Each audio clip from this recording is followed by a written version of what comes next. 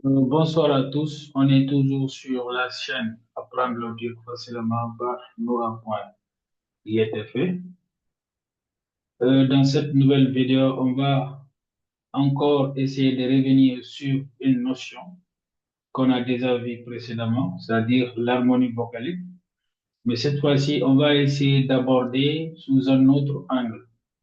Donc, sans plus tarder, à la suite de cette vidéo, c'est ça qu'on va essayer de voir. Donc, l'harmonie vocalique dans la langue turque. Ici, on va essayer de voir l'harmonie vocalique concernant l'infinitif du verbe. Comme vous voyez ici, on a mis l'infinitif du verbe dans la langue turque. Donc, comme on avait dit précédemment que dans la langue turque, il y a deux catégories maintenant de voyelles. Donc, il y avait ce qu'on appelle des voyelles postérieures et des voyelles antérieures, appelées communément voyelles dures comme voyelles postérieures, voyelles douces comme voyelles antérieures. Donc, ces deux groupes de voyelles maintenant vont définir maintenant l'infinitif du verbe dans la langue turque. Donc, vous voyez les voyelles dures qui est A, E, O, U. Donc, l'infinitif du verbe, c'est mak. C'est-à-dire, vous regardez la base verbale. Si vous voyez l'une de ces voyelles euh, à l'intérieur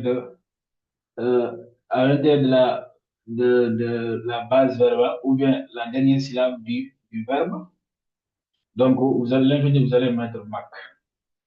Mais si vous regardez maintenant à l'intérieur maintenant de la dernière syllabe, vous voyez l'une de ces voyelles que vous voyez ici, E, I, U, E, donc l'infinitif du verbe sera mek. Donc dans la langue turque, on a soit mak comme l'infinitif, soit mek. Soit mak, soit mek. Donc je pense que il n'y a pas un infinitif de la langue turque, il y a seulement deux. Soit c'est mak si vous avez des voyelles dures, ou bien mek si vous avez des voyelles douces. Donc, continuons. Ici aussi, on a vu ça précédemment, les cas, c'est-à-dire le directif, le locatif, l'ablatif. Donc, pour les voyelles dures, qu'on voit ici, A, E, O, U. Donc, directif, on va mettre A. Locatif, on va mettre da. L'ablatif, on va mettre dan. Mais si c'est des voyelles douces, comme E, I, U, O, E, donc on va mettre directif E, locatif D, l'ablatif den.